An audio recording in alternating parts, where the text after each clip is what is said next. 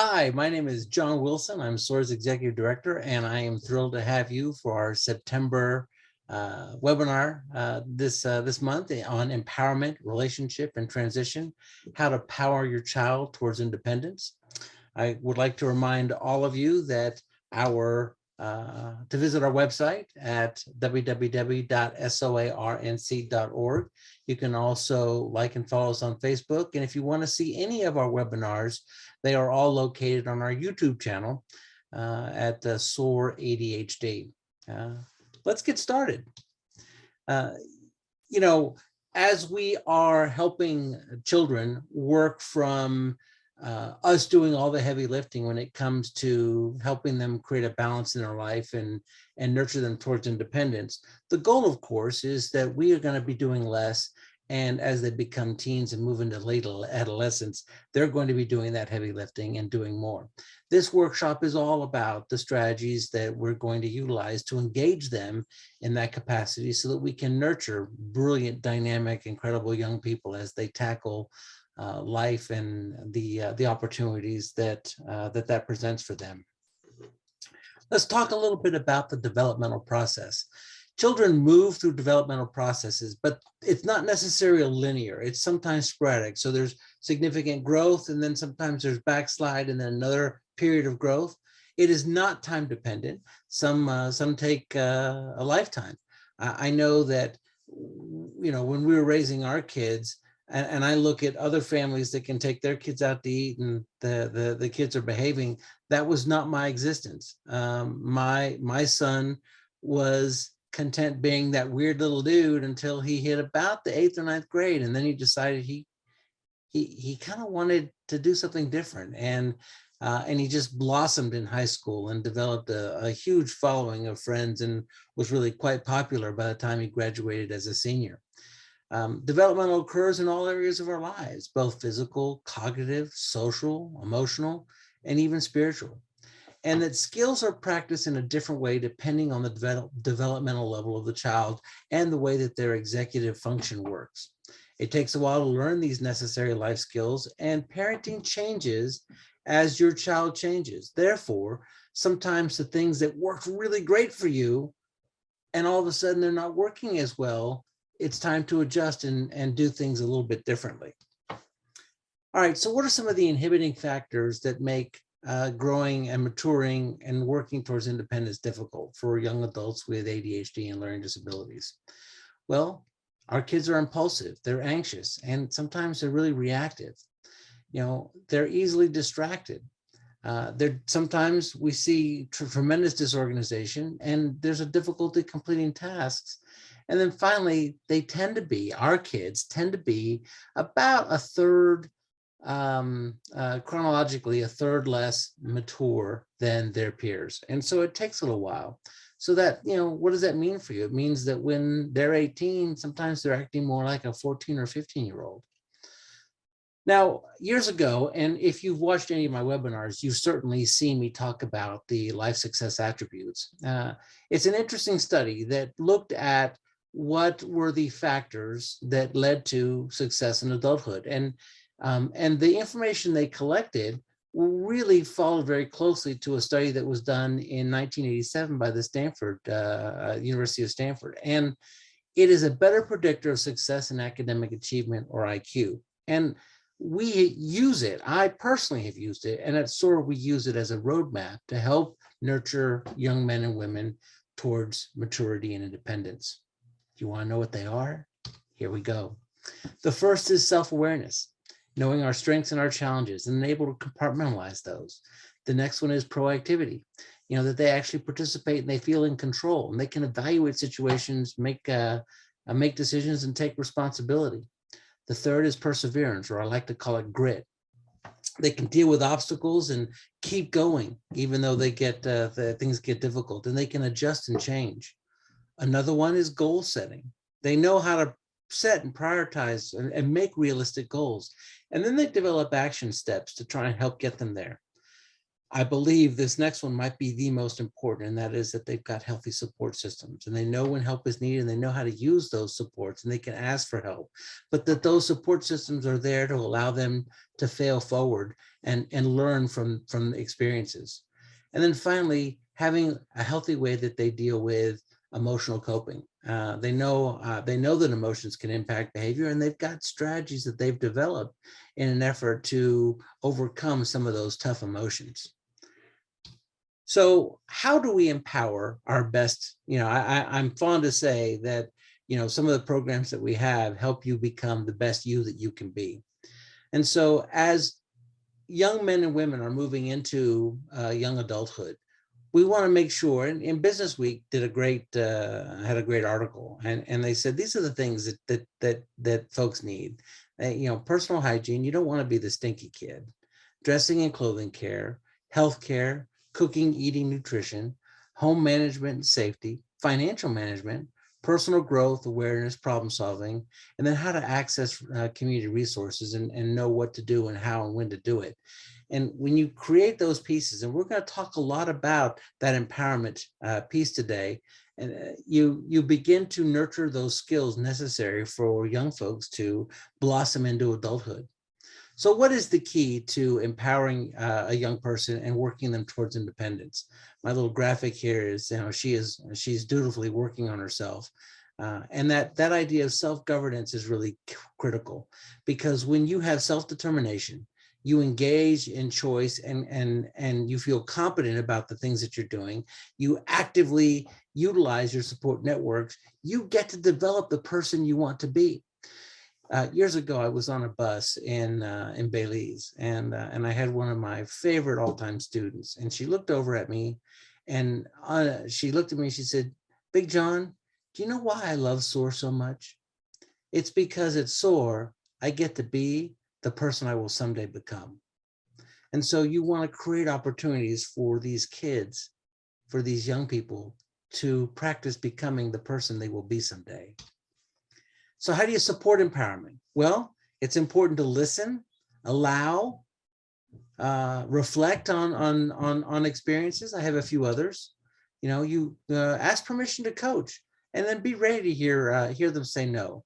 Typically what will happen is, rather than just come in and tell them what they've done wrong or how they could do something differently, if you ask permission to coach, you're going to get one of two responses. You're going to get, "Yeah, okay, please," or they'll tell you, "No, I don't want your coaching."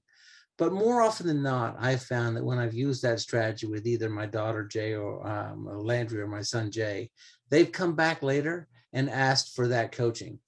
And when they ask, they're in a much better headspace to hear what I have to say. Another one is, I love the idea of walking beside, or be the guy on the side, not the sage on the stage, because more is taught by them watching you. And think about your parents. I mean, I'm sure that you hear yourself saying some of the things that you heard them say, but it was the way they walked through the world and the way that they actually dealt with individuals and other people that has had such a lasting and profound impact on how you interact with the world. And then the last one here on supporting empowerment is that idea of learning to fail forward. Provide opportunities to practice and allow the chance to fail forward. Because when we fail, we get stretched outside of our comfort zone. And even though our comfort zone is a nice, safe, warm, fuzzy place, nothing grows there. And it's just really, really critical to understand that failure, and looking at failure as practicing towards being successful, is a really healthy, positive, instructive way to move forward in the way that we want to approach life. So here are some another of those important life skill development areas that I really want to focus on. Social media is a huge part of our kids' world, and in a way that it was never for us. And understanding how to manage and navigate that world is just critical. How do we manage screen time? More parents have said to me, and by the way, we have some webinars about managing screen time. It just how critical an issue it is for young people growing up, because they find themselves locked into screen time, and they're spending way too much time. being able to cook, and then also, what I put in my body in order for me to be the best version of myself versus eating the things that, don't make me feel that way. How to manage conflict and have arguments, and even say you're sorry and learn how to apologize. Budget management, another area that you want to spend some time and energy on as they're growing into adulthood.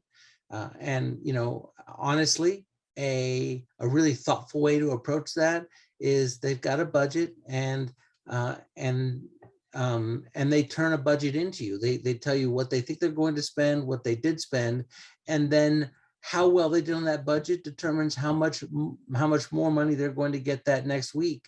And so there's constant opportunities for reflection, and there's a consequence or a reward based on how much energy and investment you put into it.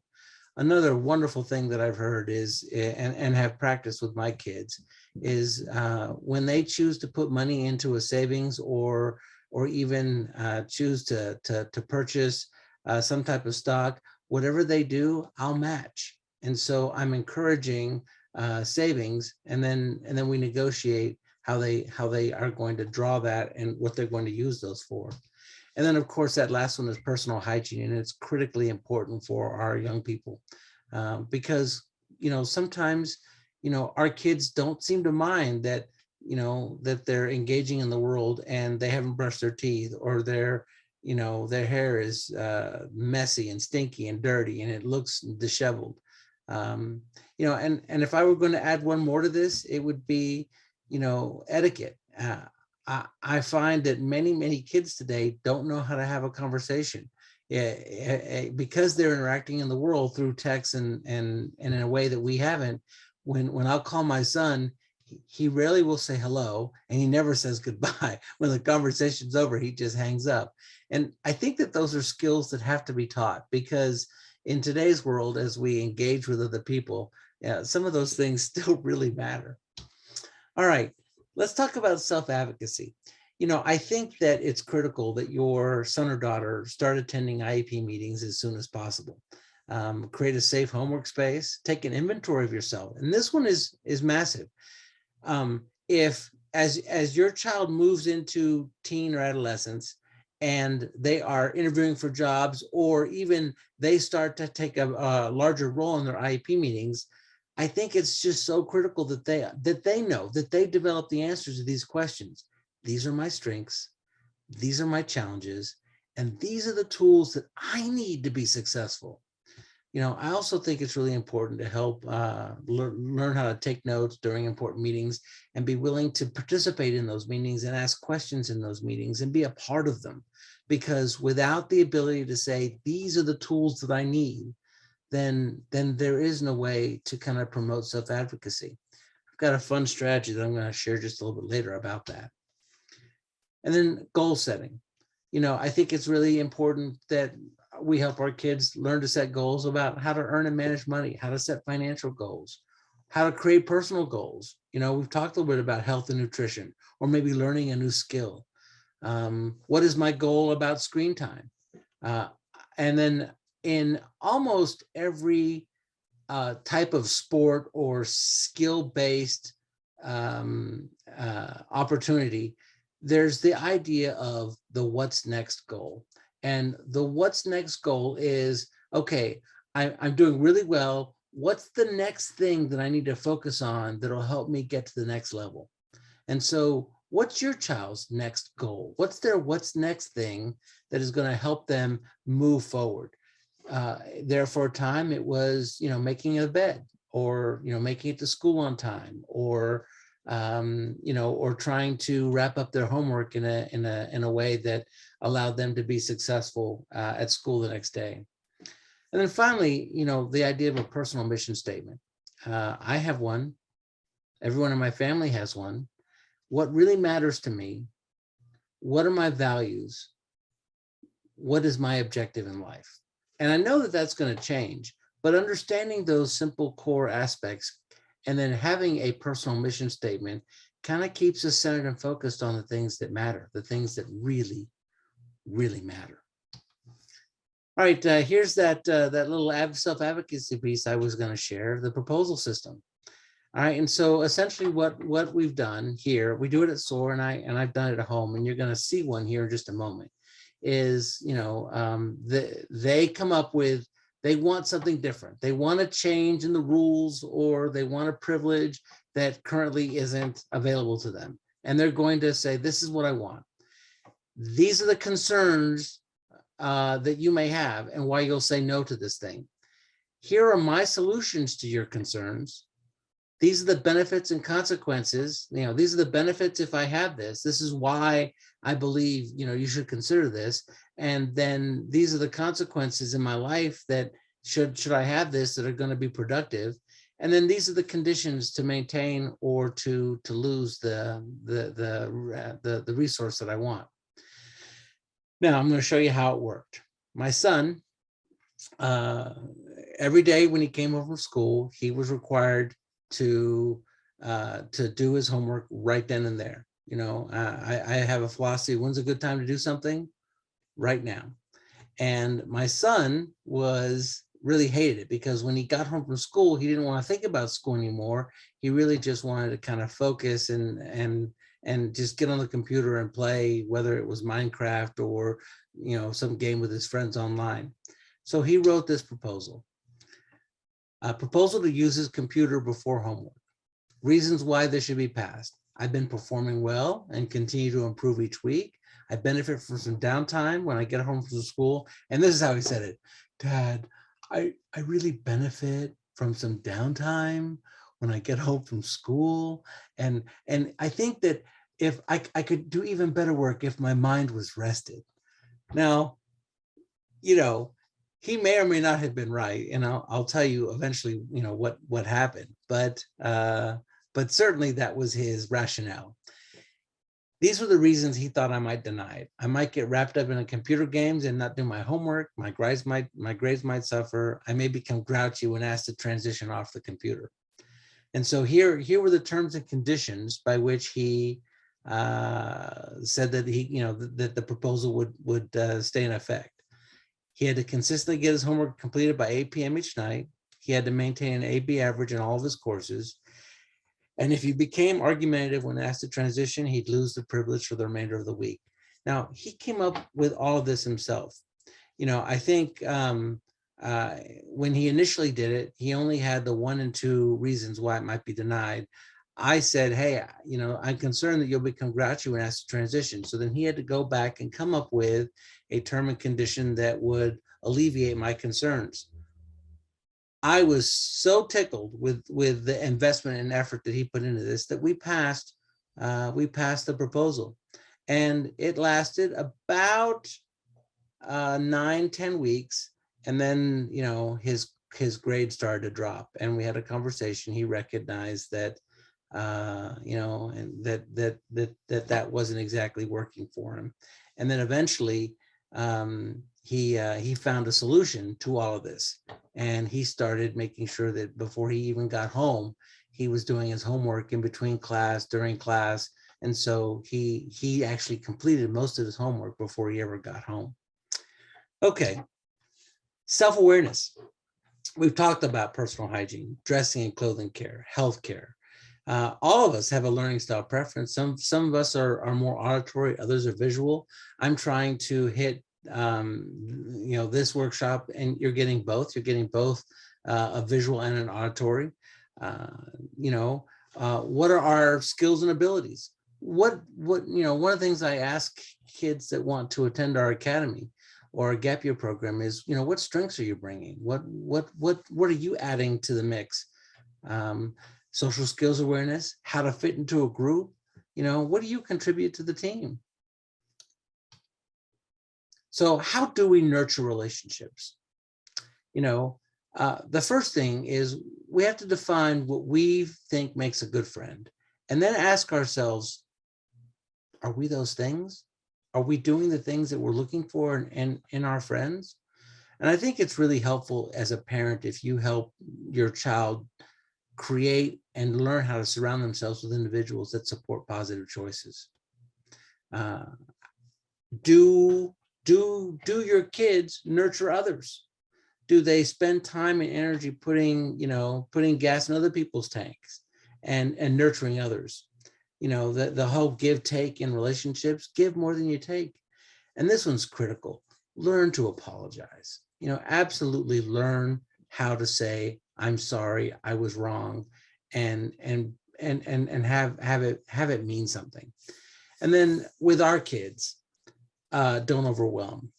I was 8 years old. I just moved from Chile into the neighborhood that I would spend my time with until I graduated from high school. And our neighbor back right behind, we had an alleyway, and I had a neighbor named Larry who would eventually become one of my best friends.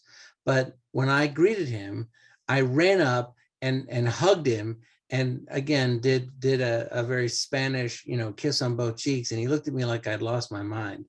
But because of my ADHD, I was very handsy and always jumping on people, and it overwhelmed them. And I had to learn growing up that that wasn't something that people enjoyed or appreciated. And so help your kids understand what that overwhelming aspect looks like.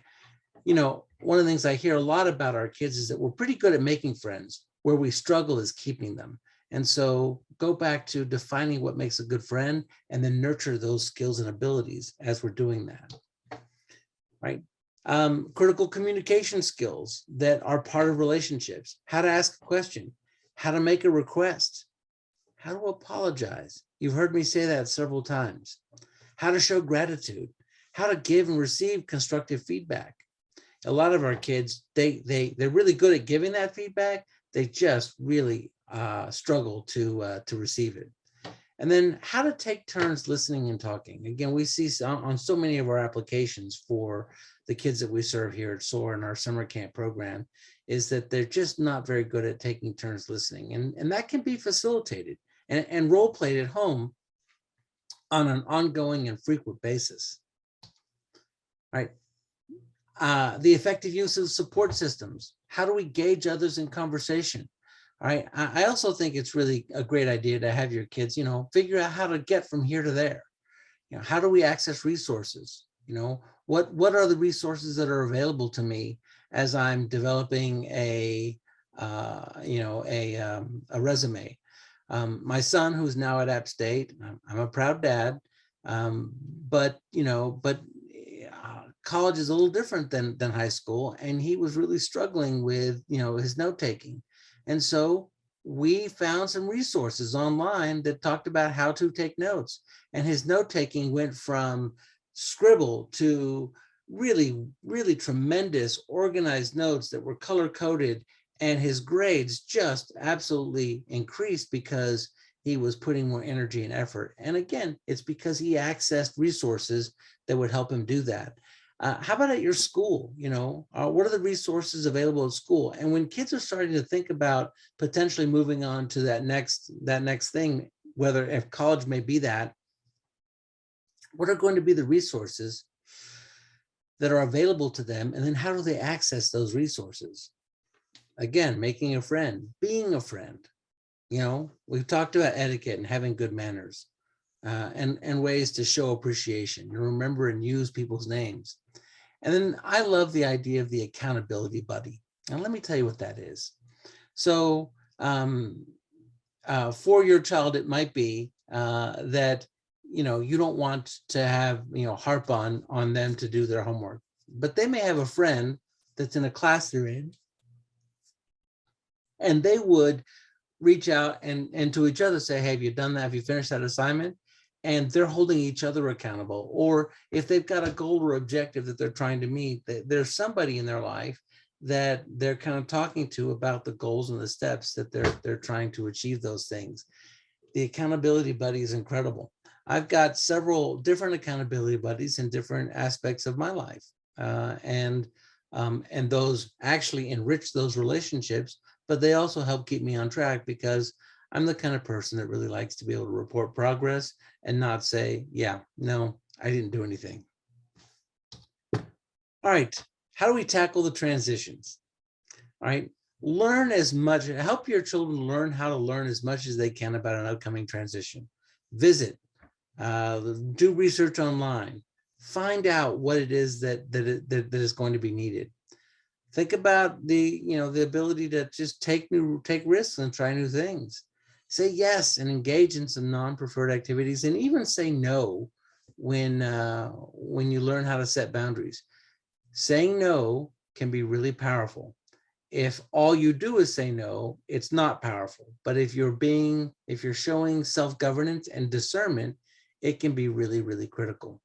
And then I'm also a huge fan, when you're tackling transitions, is to use technology, reminders that something is coming up, reminders that that you need to complete certain tasks before this transition occurs, list making apps. All of those things can really help nurture independence and maturity. I think often in most transitions, when you're moving from one thing to a new thing, there's always going to come a time when you're just absolutely lost and you're like, why on earth did I do this? I remember I just transferred from Aurora University, my master's program there, to the University of Colorado. And I was in a dorm, or not a dorm, I was living in a facilitated living situation. And the roommate that I was placed with, he was awful. And I just knew it wasn't going to work. And I thought about giving up. It was tough. And so often your initial impression of a new situation, and I'm sure it's happened to many of you, is that, oh, you've made a terrible mistake, this isn't going to work. But if you will just move forward and grind just a little bit through it, and then absolutely try and get to the other end of it, often you'll look back at those experiences and you'll say to yourself, wow, A, that was a whole lot better than I thought it was going to be. And B, I learned so much. But the only way to do that is if you're willing to climb the accountability ladder.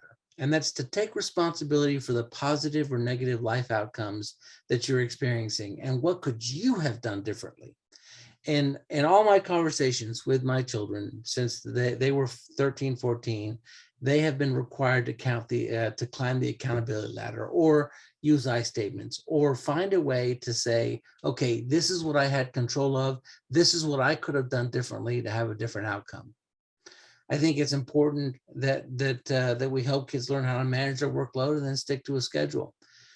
Many of you, if you've heard me speak before, know that I think that there's a finite amount of time that a kid should be forced to do homework in a night, because it can erode the relationship at home. And that relationship is just critical. Create a workload, stick to the schedule. And then one of the areas that our kids are going to struggle in more is exercising self-control. But the more opportunities we have to practice self-governance and discernment, the better off we're going to be. And then developing some really critical emotional coping strategies. And I'm going to share with you my favorite one right now. So if you're willing, go ahead and sit. If you're sitting down watching this webinar, put both feet flat on the ground, put your hands in your lap, close your eyes for just a moment, and take a deep breath. And then slowly exhale it. And now take another deep breath. And then slowly exhale. And what you'll find is that in between each of those breaths in and breaths out, there's a moment where nothing is required of you or your body. And if you can focus on that moment for just a few minutes, it can really center you and help kind of manage. I'm going to show you one more and then we'll move on. All right, so I like doing this one because it totally distracts me and can help me de-escalate. But I'm going to take my thumb and forefinger and I'm going to go back and forth. Now, I'm going to start on my thumb and forefinger, my thumb and pinky on one hand, and see if I can make the adjustment. And somehow I keep ending up. So as you focus on that and trying to make that happen, what you'll find is you were thinking about the issue or the challenge at hand because you were centered. handle interpersonal problems, cope with ups and downs, create health stress busting habits. And then I think it's really critical to know, well, what are my triggers? I know what my triggers are. Do I have a plan for addressing them when they happen? So here's the path to independence. All right. We nurture and develop our self-awareness, and we understand our strengths, our abilities, and our challenges. All right. Then we find situations that stretch us. Through that stretching, we understand what's really important to us, and we start to really create our idea of those pieces that are critical to us, and we begin to develop coping mechanisms that allow us to be successful, which allow us to solve problems, which help us communicate and then learn to self-advocate, which leads to increased ownership about our situation, which leads to maturity through experience, which ultimately leads to independence.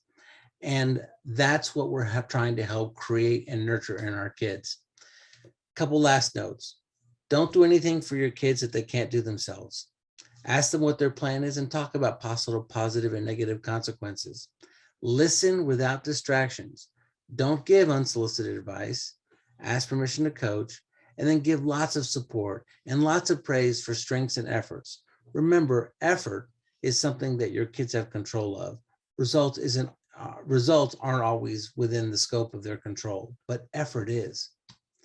So as they learn to steer their own course, I would encourage you to have them create a personal mission statement, including strengths, values, and goals. I would encourage them to make a celebration sheet or success scrapbook listing their accomplishments so they can reflect back on the things that have allowed them to be successful. I highly encourage everybody from even a young age to get involved with the community and volunteer 1 or 2 times a month. Choose only friends who encourage you positively. Be prepared to overcome challenges and have plans and strategies that help you overcome common pitfalls. And then find something you're passionate about, because when we can embrace something that we're passionate about and really kind of invest in it, we invest in ourselves.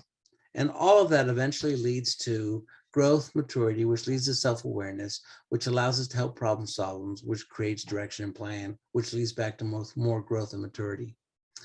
I want to thank you so much. Again, I deeply appreciate the opportunities that getting a chance to share some of this information with you.